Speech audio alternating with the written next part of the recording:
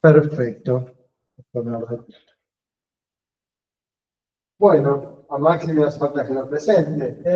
Es pediatra, gastroenterólogo infantil, gastroenterólogo del hospital de niños, uno de los gastroenterólogos acá de la clínica. Le hemos invitado a que nos hable del tema tan trascendente para los pediatras.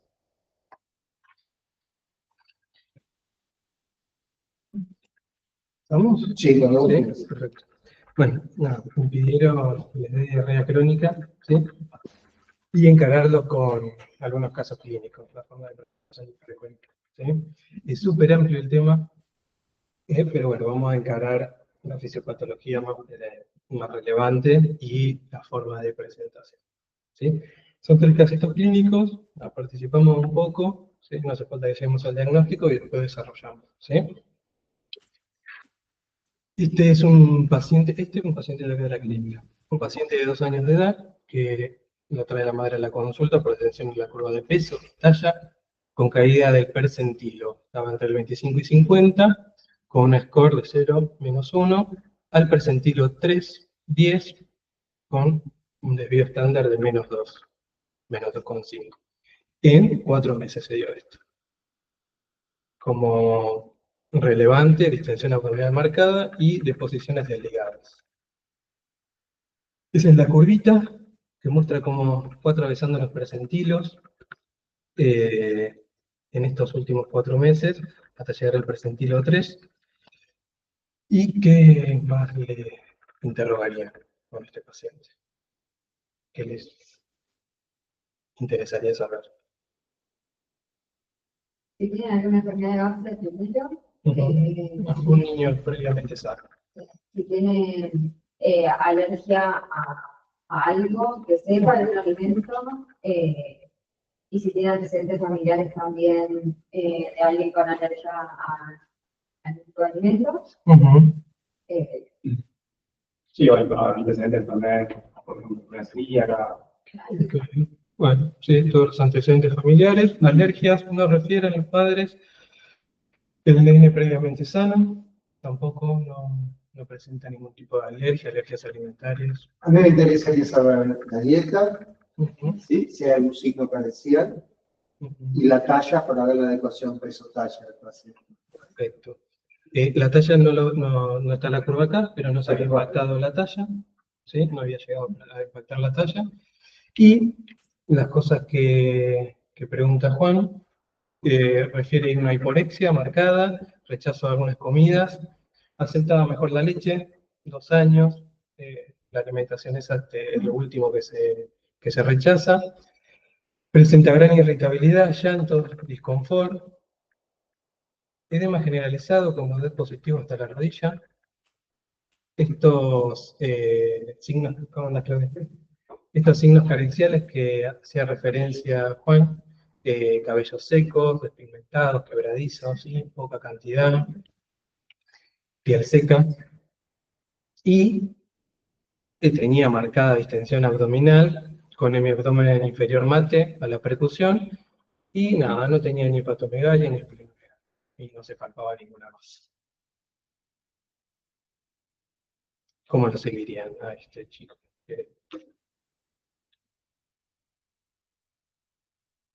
¿Algo más que quisieran saber? ¿Algo que quisieran solicitar?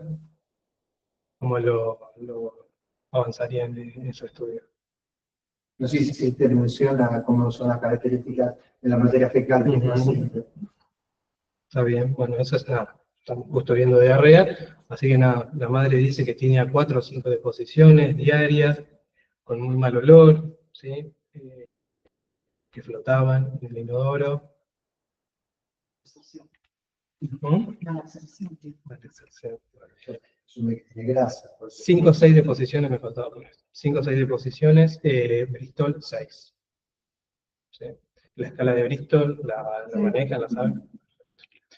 Bueno, estas eran deposiciones abundantes, hipocoloreadas, fétidas, ¿sí? Desligadas 2 o 3 por día, y este era el paciente. que ya no estaba tan edematizado. Que es cuando entró. Laboratorio, ¿cómo lo estudiaría? Albúmina, proteínas totales. Ujú, perfecto. Tenía el tema generalizado, así que nada, vamos a pedir albúmina.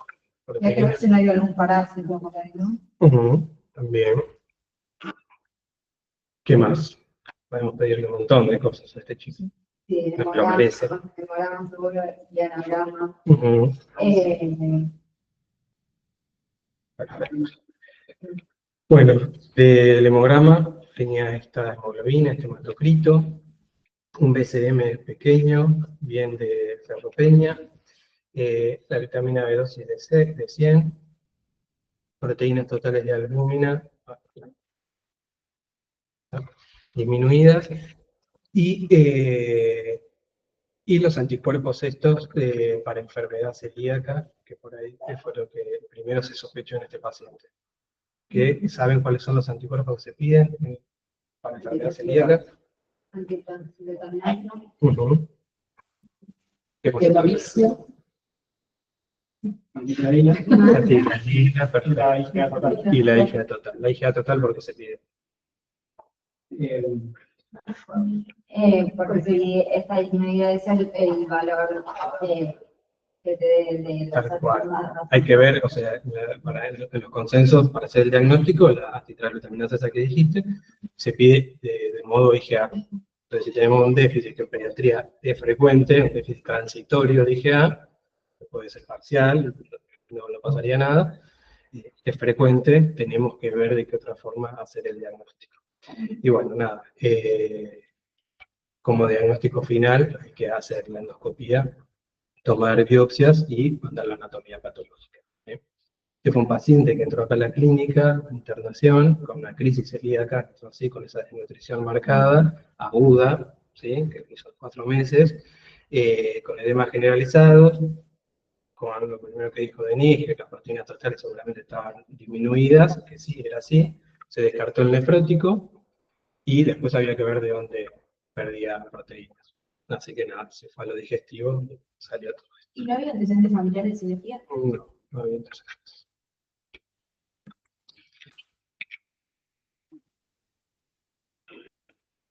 No. No sé por qué no avanzó esto. ¿No avanza? Ahí está. Caso 2. Este es un bebé de 16 meses que consulta por diarrea de 45 días de evolución. Se alimenta a pecho hasta los 8 meses, desde los 6 empezó la alimentación complementaria, buena conducta alimentaria. Y hace 45 días comenzó con estos episodios de diarrea, con deposiciones líquidas, verdes, amarronadas, algunas más líquidas, otras más pastosas, y los padres dicen que nada, le dan de comer tomate, ven carne, ven restos alimentarios. ¿Qué les llama la atención? ¿Qué les gustaría saber de este?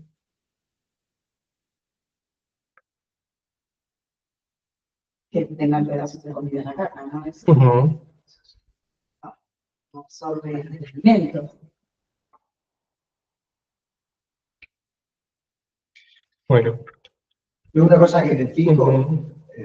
estaba apoyando el perfil del paciente, es enfocando del lado de la diarrea crónica, ¿no?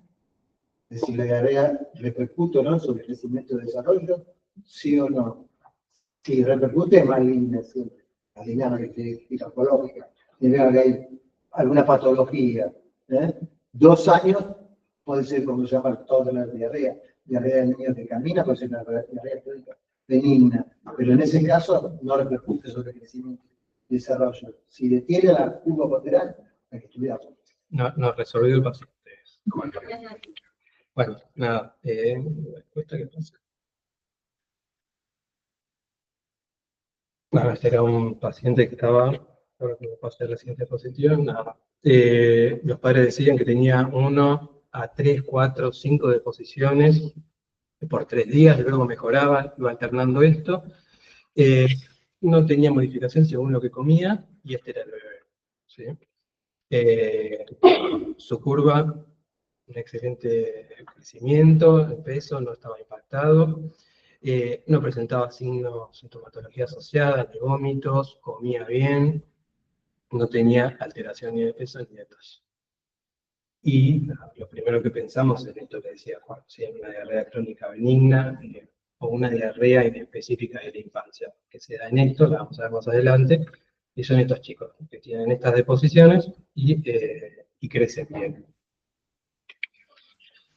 Y por último, este paciente, un poquito más grande, 11 años, que consulta por diarrea de 2 meses de evolución, dice que tiene 6 deposiciones promedio por día y tiene como síntomas urgencia defecatoria y en la materia fecal sangre y moco. Y él dice que se queda con esa sensación de evacuación incompleta. Seguimos charlando con él y nos dice que a la noche siente la necesidad de despertarse por el dolor abdominal y mejora parcialmente yendo al baño y haciendo caca. ¿Qué le llama la atención, a diferencia de estos dos anteriores que vimos? Está bajando de baja. Ujú. Perfecto. Que sea a los 11 años. Ujú.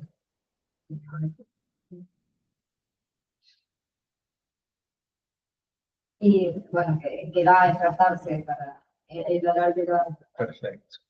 Después, con respecto a la edad, la única que sí se presenta a la edad que lo estuvimos viendo con estos casitos es la diarrea específica de la infancia.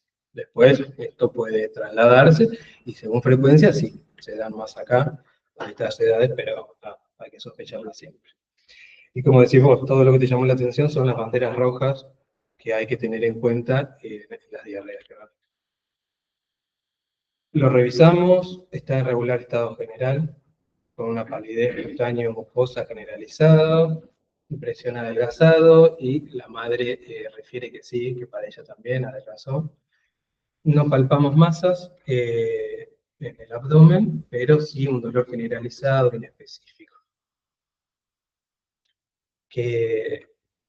¿A qué se inclinarían más? ¿Pensar en este? ¿Qué pedirían?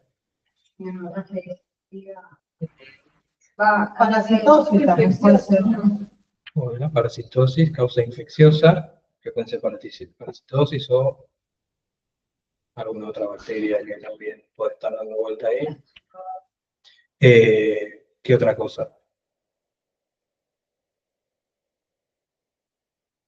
Enfermedades más crónicas, También porque tiene cacatuzón. enfermedad inflamatoria intestinal, ahí, enfermedad de Crohn, colitis ulcerosa. ¿Y qué pediríamos en este paciente? Sí, y antes, así como pediatra. Lo tratamos de resolver antes y vamos pidiendo. Bien, el comprometido siempre la causa infecciosa, hay que descartarla, confirmarla. Perfecto. Anticuerpos también para el celíaco. Está bien, bastante más. Bueno, el hemograma te va a constatar la anemia que tiene. Ujú. Y pensando en acá, en lo que sea, ¿cómo te nombres? Juan Pablo. Juan Pablo, pensando en la enfermedad inflamatoria intestinal, ¿qué pedirías? ¿Qué se te ocurre? Así genera, no muy específico. Ante la sospecha. La anemia es una de las cosas que vamos a pedir. Sangre oculta, lactantes de fase aguda.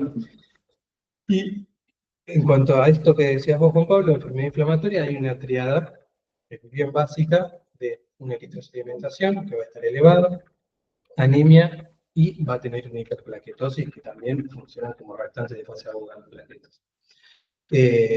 Y después, el coprocultivo siempre, todas las diarreas, hasta en una diarrea benigna de la infancia, también podemos descartarlo para si nos quedamos tranquilos. Un hepatograma y ahí en el medio una calprotectina. ¿Saben lo que es la calprotectina? No. ¿No? ¿Nadie? La calprotectina es una proteína que está en los neutrófilos y cuando estallan en un proceso inflamatorio se libera esta proteína y se puede medir en algunos lugares y uno de esos lugares es el colon y en este paciente que está sangrando en el colon, que tiene ese pujo, esa sensación, ese tenismo de evacuación incompleta, pensamos que puede estar inflamado ahí el recto, entonces pedimos la peritoneal, que nada, está súper en auge ahora, En materia fecal, en materia fecal se pide.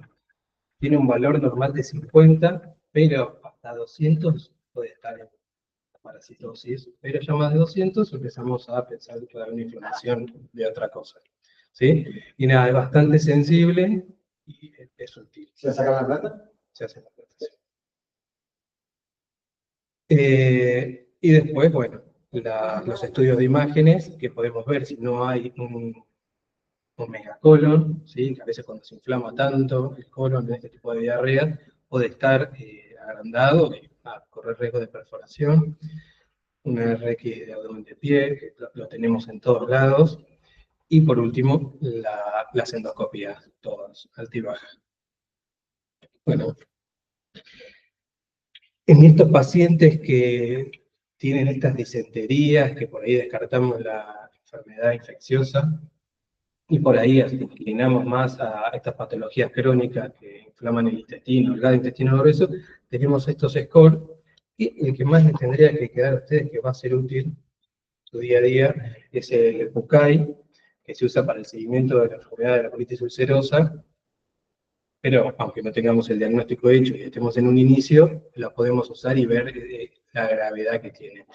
Y tiene en cuenta el dolor abdominal, el sangrado, si está en todas las deposiciones, en algunas, qué tan abundantes es, las consistencias de las deposiciones, el número de deposiciones, si tiene deposiciones nocturnas, y ahí tenemos la limitación en la actividad, y después si estamos en una remisión, en un brote leve o en un brote severo. Y esto nos va a indicar si se merece internarse o lo podemos manejar por ambulatorio. Y este otro score, que es un poquito más complejo, es para el Crohn y tiene en cuenta, más que el interrogatorio, también algunos parámetros de laboratorio y el examen físico, 6 signos extraintestinales. Bueno, de los casitos, pasamos a repasar diarrea crónica, ¿les parece? ¿Tienen alguna pregunta de los casitos estos que vimos? ¿No? Son bastante generales, no los cerramos, pueden haber sido varias cosas, y bueno, ahora desarrollamos esto. Diarrea crónica, ¿saben cuándo se considera crónica? ¿Y qué se considera diarrea? ¿Cuándo piensan en diarrea? Yo tengo una definición que me acuerdo Ajá.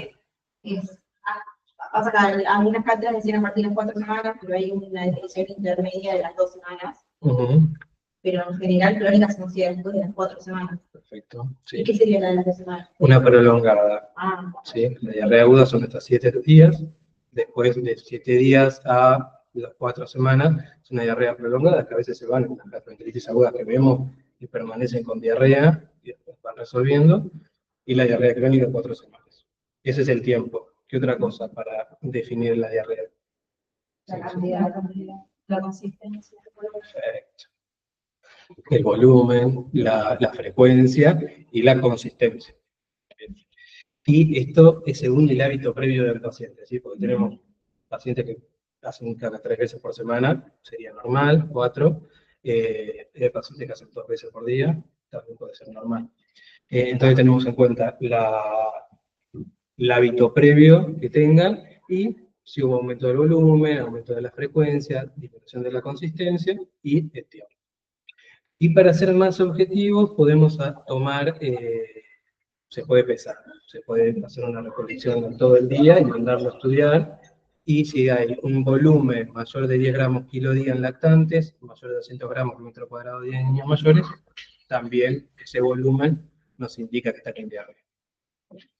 ¿Y qué vamos a tener en cuenta en el interrogatorio, la anamnesis de estos pacientes? Todo lo que dijimos esto, número de deposiciones, día, el Bristol, el color, el olor, ¿sí? Los pacientes que tienen, por ejemplo, la disarrea de este paciente es con enfermedad celíaca refieren mal olor, las personas que refieren mal olor de su materia fecal, restos de alimentos, sangre, moco, pus, Sintomatología asociada, anorexia, vómito, distensión abdominal, dolor abdominal, síntomas extradigestivos, fiebre, artralgia, para ver si nos sospechamos en alguna autoinmune. Siempre en pediatría, los antecedentes perinatales, gestación, parto, edad gestacional, peso al nacer, la eliminación del meconio, ¿sí? Primeras 24 o 28 horas, si tuvo alguna enfermedad previa o si hizo algún tratamiento alrededor del inicio de la diarrea que esté produciendo la sintomatología. Y después la historia heredofamiliar, enfermedades autoinmunes, genéticas, alergias que nombraron bastante. Y estamos en Argentina, en Latinoamérica, siempre las condiciones habitacionales y el acceso al agua, ¿sí? En el sector público por ahí se ve más, pero acá también se ve y no todos tienen acceso. Y para objetivizar un poco la anamnesis tenemos estas dos escalas. El Bristol, se le pone arriba de la mesa y le decís que vean a ver qué tipo de numerito es, y el color, ¿sí? Si es marrón, verde, roja, amarilla, negra, ¿sí? Y según eso nos inclinamos a algún diagnóstico. Examen físico, el percentilo, pediatría, súper necesario y indispensable desde el nacimiento hasta el momento de la consulta. Y de esa forma vemos si hubo impactación, tanto del peso, que nos podría mostrar el inicio de la patología, y de la talla que se da lo último, que muestra que se cronificó un poco más.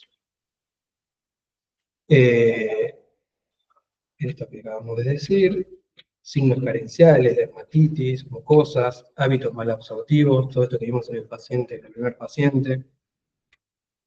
La semiología abdominal, pediatría, más que para ver si hay masas, megalias, bueno, asitis, no colaboran, así que, o algunos sí, pero bueno, por lo general es bastante reducido la información.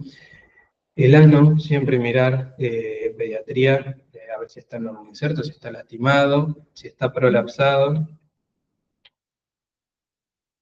Y para clasificarla, se puede clasificar según la fisiopatología, en esta orgánica y funcional. La orgánica puede estar por un daño directo en el intestino o intestino corto, defectos en la digestión, en la hidrólisis por déficit enzimática, defectos en el transporte, o que no sea el intestino el responsable, sino que puede ser una insuficiencia exocrino-pancreática o una alteración en la bilis, ¿sí? Que haya una mala producción, una insuficiente producción.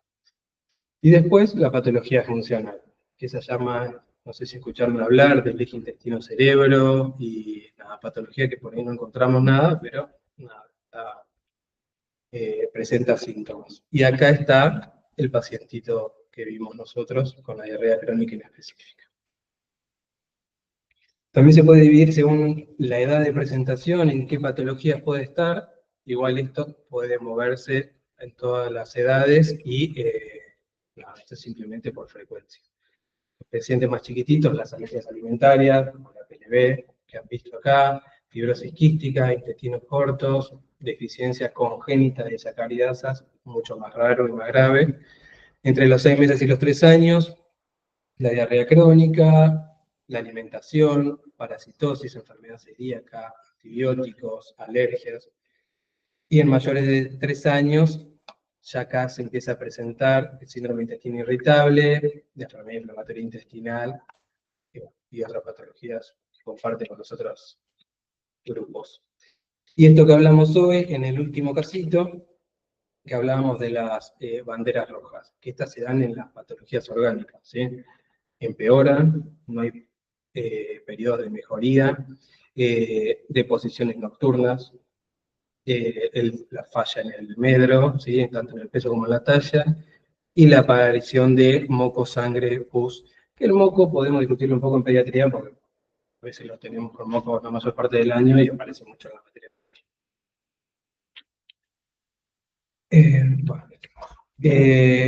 Ahora vamos a dividirla según la fisiopatología. En la diarrea osmótica, una de las más frecuentes, que es por la falta de... pregunta, eso, el concepto ese de diarrea fermentativa, ¿sí?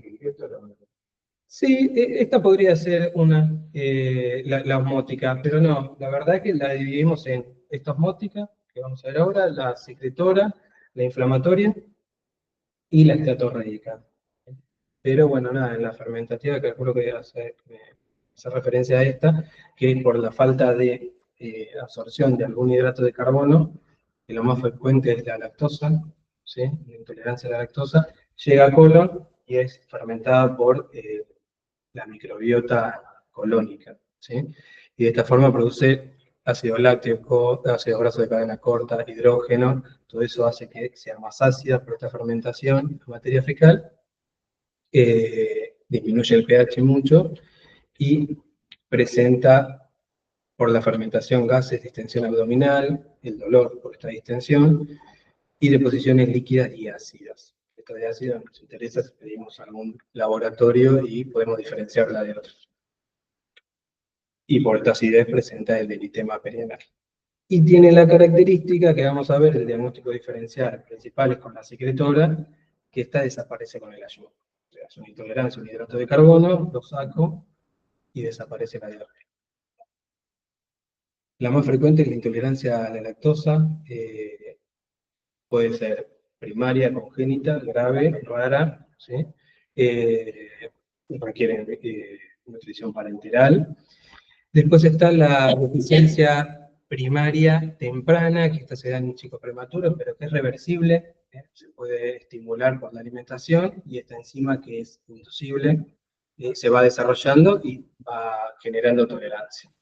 Y después, que van a ver en toda su profesión más adelante con frecuencia, es la primaria tardía del adulto y el déficit secundario. La primera tardía o la del adulto es lo fisiológico, lo natural. Se va perdiendo tolerancia a la lactosa, ya que no es un alimento que sea tan necesario en el día a día, y la tolerancia va disminuyendo, ¿sí?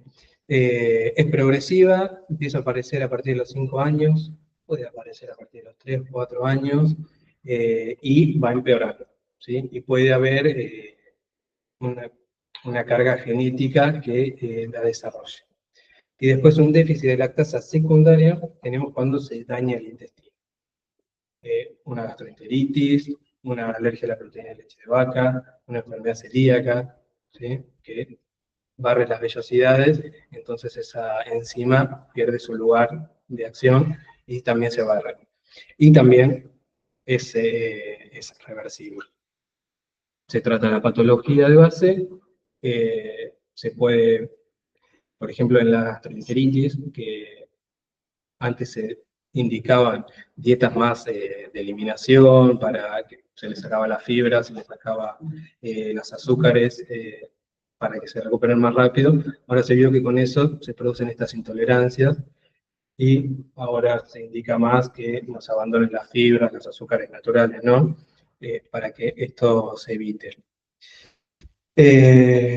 Bueno, esto es lo que estuvimos hablando de la secundaria por daño del intestino, infecciosas, la enteropatía por la PLB, la enfermedad celíaca y otras menos frecuentes, pero que hay que pensarlas, fibrosis quística, síndrome de intestino corto, inmunodeficiencias o la desnutrición calórico-proteica. Otras causas de osmóticas, abundantes jugos que consuman chicos, defectos en la digestión o alteración en el transporte de los hidratos de carbono. Y otra de las que le sigue en frecuencia a la intolerancia a la lactosa es la intolerancia a la fructosa, que también se puede ver que los mismos síntomas que aparecen cuando consumen lácteos aparecen cuando consumen frutas. El diagnóstico. Se puede estudiar la materia fecal y medir el pH. ¿Y qué otra cosa han estudiado, le han pedido a estos pacientes? ¿Se les ocurre? En materia fecal. Yo les pregunto para si no hablo yo solo. Nada, está ahí. Sustancias reductoras en materia fecal que ubican más o menos qué puede llegar a ser eso. Son los mismos hidratos de carbono estos que no llegan a absorberse en el intestino delgado, porque el déficit de esta enzima, y llega al colon. Es metabolizado por bacterias ahí, fermentan, y estos metabolitos intermedios son estos cuerpos reductores. Después está esto, que está muy bueno para tranquilizar también a los padres, o dar un diagnóstico más certero, que están los test del aire expirado. Se utilizan para un montón de cosas, se lo hace soplar en un aparato, tipo un espirómetro, ¿sí? Y mide algo. En el caso de esto va a medir el hidrógeno, y se le da lactosa, con una preparación previa, y entonces va haciendo una curva según la carga que se le va dando de lactosa, y se puede llegar al diagnóstico más certero. Después, algo más empírico, la suspensión del hidrato de carbono que sospechamos que produce el síntoma. Y cuando hablamos de patología congénita, ya hay que ser un poquito más cruento y tomar biopsias y medir con biopsia intestinal el déficit de disacaridasas.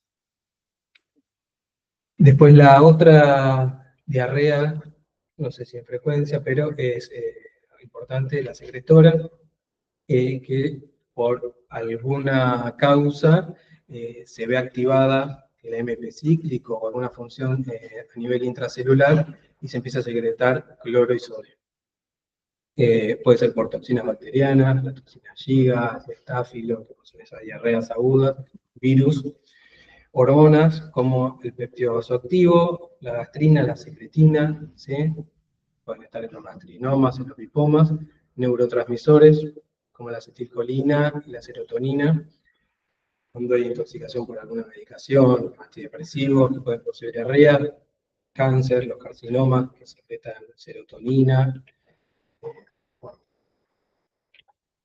Y acá vamos a medir por esta eliminación que tiene, por esa activación del MP cíclico, que van a eliminar abundante sodio y arrastrar agua, va a tener un aumento del sodio. Entonces hacemos un ionograma en materia fecal y nos muestra que está elevado.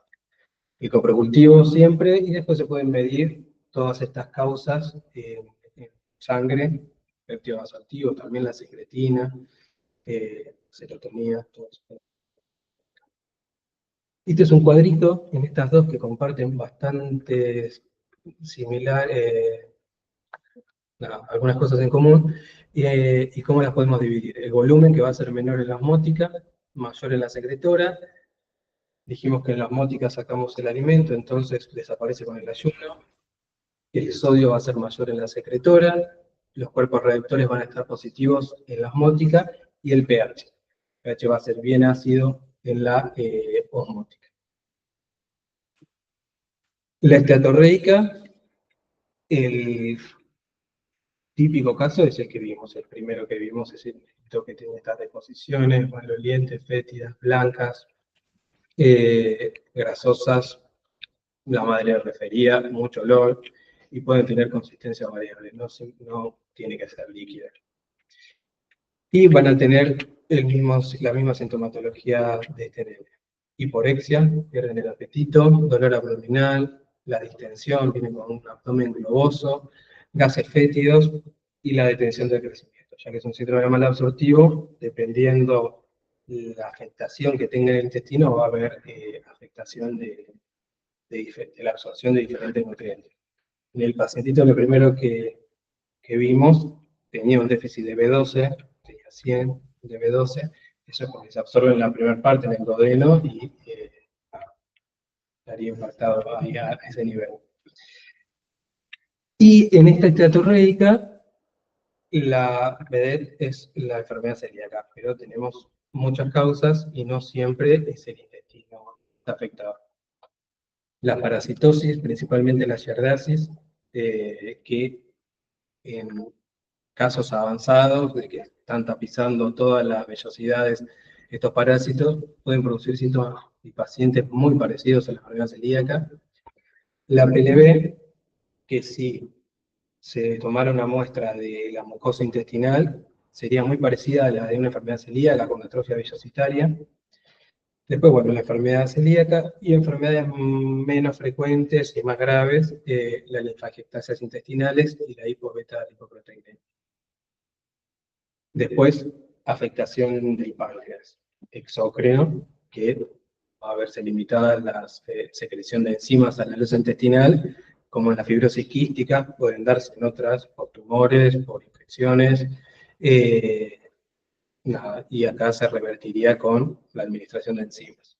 Y después hepatobiliares, alteración en el árbol biliar, ¿sí?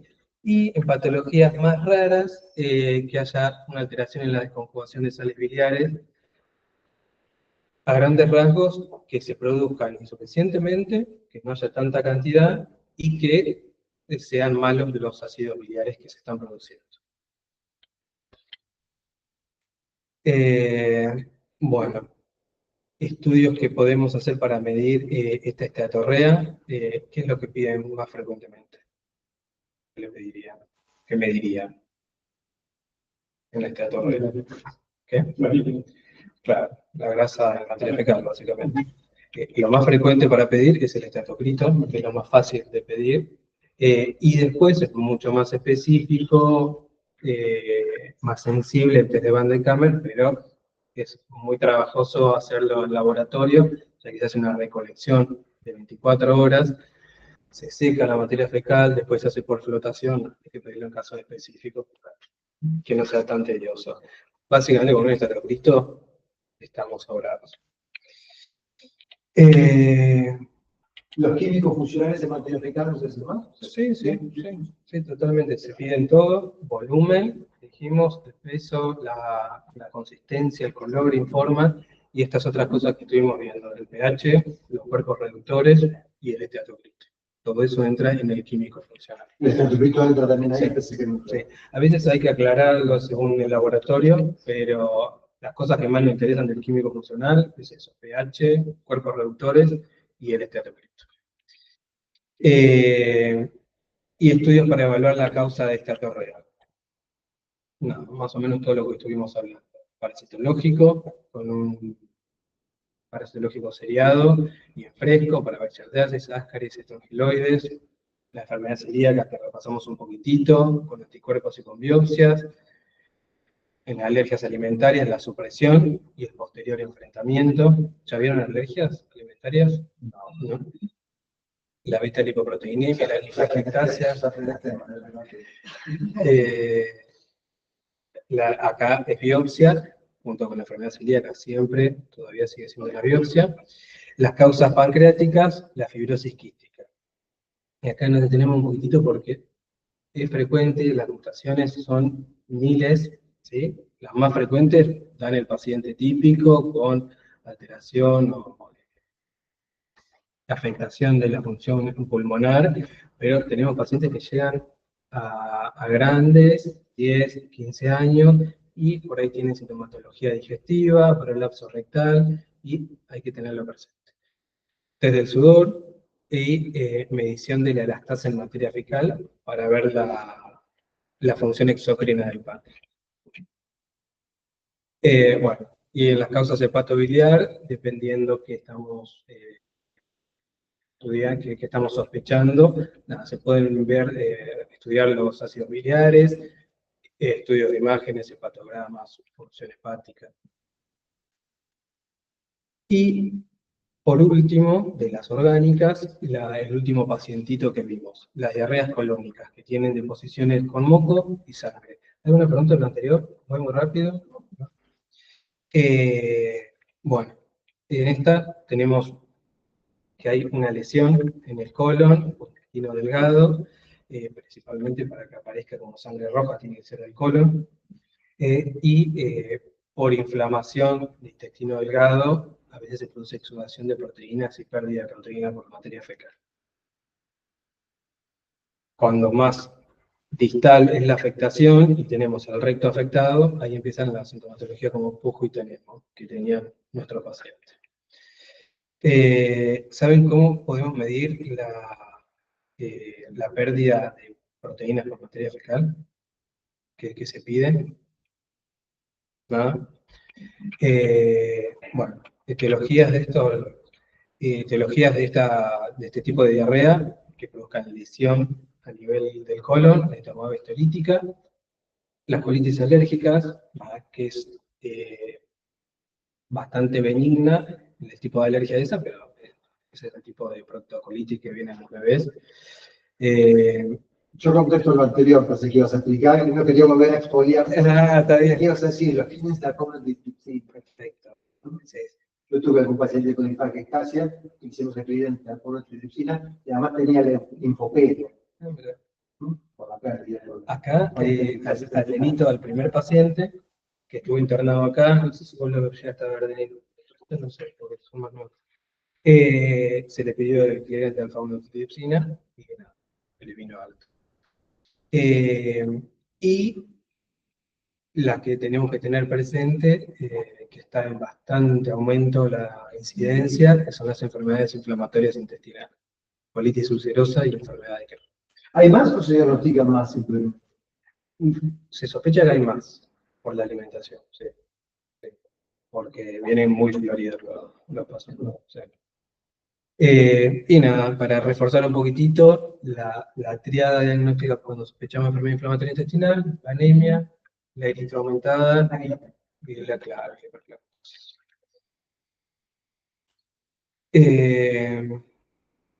Bueno, por pérdida, las pérdidas de proteínas, que acá está el clearance que decía Juan, que no marca el origen, pero sí nos dice que se están perdiendo por materia fecal las proteínas.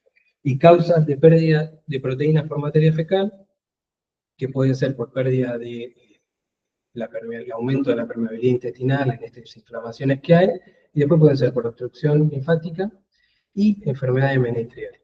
¿Saben lo que es la enfermedad de menetrier? ¿No? Es una infección viral, por lo general por citomegalovirus, y produce un edema a nivel de los pliegues gástricos, también a nivel intestinal, y produce la exudación y la pérdida de proteínas. Y nada, ¿alguna pregunta? ¿De esto? ¿Quedó claro? ¿Sí? Tratamientos de las diarreas. Va a ser específico de cada una de todas las patologías que vimos. Hay algunas que ni siquiera hay que hacer algo, simplemente tranquilizar a padres, que vamos a ver ahora en las funcionales. Pero en un paciente que está teniendo síntomas, podemos hacer, mientras esperamos el resultado de otros laboratorios, siempre y cuando el infeccioso ya esté confirmado o descartado, podemos hacer una prueba terapéutica con metronidazol. ¿Sí? Hay otros antibióticos como la rifaximina, pero que por ahí es más cara, más costosa, más difícil de conseguir, y se puede hacer un tratamiento sobre el crecimiento bacteriano o la disbiosis. Bueno, la diarrea funcional. ¿Una pregunta de la orgánica de todo esto que vimos? De cualquiera, ¿no? Bueno, en cuanto a la funcional, hay criterios diagnósticos, ¿sí? De todas las patologías funcionales, un criterio de Roma, ¿nos han escuchado? Ahora que van por los criterios de Roma 5, que hay de todo, digestivo y otras patologías. Y siempre el diagnóstico se llega una vez descartado todo tipo de posibilidad de que haya una patología orgánica. Y es una patología que por ahí no nos asusta tanto, ¿viste? Cuando vemos al paciente, por ahí no está en mal estado general, es una patología más gradual, duermen y no tiene sintomatología. Por eso les decía yo al principio, de ese paciente que teníamos con enfermedad inflamatoria, que se despertaba por la noche, súper importante, si los síntomas desaparecen mientras duermen, es un buen punto. Crecen bien y tienen laboratorios normales. Y dos de las patologías más relevantes son la diarrea crónica inespecífica, que van a haber muchas, y el síndrome de intestino irritable, que ahora se empieza a ver cada vez más. La diarrea crónica inespecífica se da entre los 12 meses y los 36 meses, al año a 3 años. Puede presentar 3 evacuaciones, 4, 5, 1, ir alternándolas días a días, sin cambios según la ingesta, y el nene no presenta ni dolor, ni molestias, sin déficit nutricionales. ¿Qué pasa? Los padres vienen preocupados igual, principalmente porque tienen resto de alimentos de la materia fecal. Y lo que hay que hacer es explicarle a los padres que es madurativo, cuando empiecen a controlar el esfínter esto empieza a cambiar, y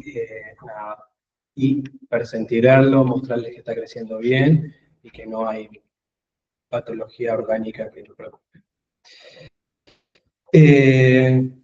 Esto, y se le puede decir, a ver, las fibras sabemos que lo que hacen es aumentar la cantidad de materia fecal, es lo que retiene agua, es lo que le da volumen a la materia fecal.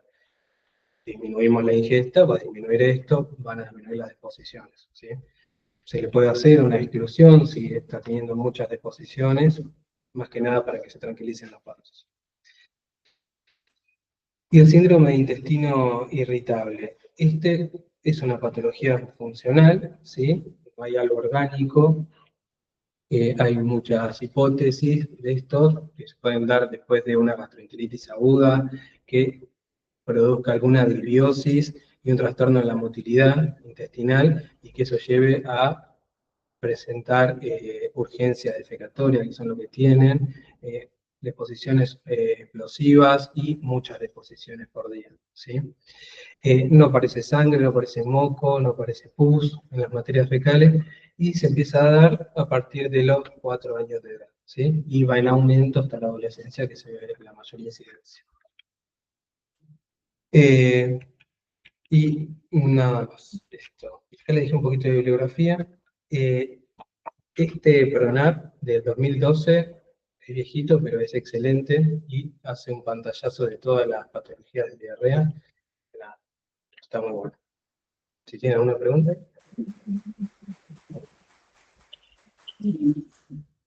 ¿Nada? ¿Algo más? ¿Ninguna duda, nada? Antes decía que las diarreas crónicas benignas, algunas cuando se les hacía Van de Kammer, se curaban con el Van de Kammer. Se postulaba que, ¿verdad que escuchás? Sí, Que se postulaba que las grasas tenían un rol antiperistático. Por eso algunos en la diarrea crónica benigna dejaban dietas profusas hasta como papitas, todo, claro, para tener líquidos. claro. Hacían el Van de Kammer y cuando terminaban de juntar la boca, Claro, ya está por el consumo, la preparación previa. De las pacientes que hacer casos clínicos era una celíaca, ¿el bebé sería un funcional? El funcional, el segundo, el bebé, la diarrea inespecífica de la infancia. Y el último, a ver, puede ser una infecciosa, ya llevaba 4 meses, 2 meses, llevaba 2 meses de desarrollo, para ser infeccioso ya había pasado mucho tiempo, pero siempre hay que descartarlo. Cuando sospechamos enfermedad inflamatoria intestinal, hay que descartar la infección por Clostridium difficile, ¿sí? Se le pide cultivo y se pide la toxina A y B, ¿sí? Para quedarnos tranquilos, a ver si no hay que hacer un tratamiento antibiótico. Y en esos pacientes, hacemos el cultivo, toman la muestra y se le puede poner antibiótico, ¿sí? Más que nada para disminuir los síntomas y llegar hasta que lleguemos al diagnóstico definitivo. Pero puede ser infeccioso, puede haber infecciones crónicas que lleguen así a los 2 meses. Es raro, pero nada, si llegaron a eso, capaz que también hay algo Pero detrás. se descartaría lo funcional porque tenía las banderas rojas. Claro. Sí, sí, siempre despertar nocturno, sangre, moco, pus, alteración en el crecimiento. No llego a... Las posvirales, ¿dónde quedan? Cuando quedan en este esquema que vimos. Claro, las posvirales en realidad acá no entrarían porque serían más las que están en eso entre la semana y las 4 semanas, que son las prolongadas esas. Sí, claro. Es que se ven un montón también. Que por ahí mejoran con esto que en algún momento les nombré, que antes iba todavía por ahí, se sigue indicando un poco la dieta astringente cuando están en el periodo agudo, y se vio que aumentan, porque ¿qué pasa? Disminuir el consumo de de fibra, que es el alimento de lo que es la microbiota intestinal, y las bacterias beneficiosas que hacen que la materia fecal sea más saludable, la motilidad y todo, se queda sin alimento, no le dejaste de dar fibra. Y a veces son 15 días de astringente, que terminan hasta constipados. Entonces esa disbiosis que se produce lleva a que se prolongue mucho más la diarrea o que aparezcan otras cosas, constipación, síndrome de intestino irritable. Bueno, un lujo. Y dejaste el tema para la próxima. El tema para la próxima, alergia. Gracias, Cuando Max. quieras. Muchas gracias.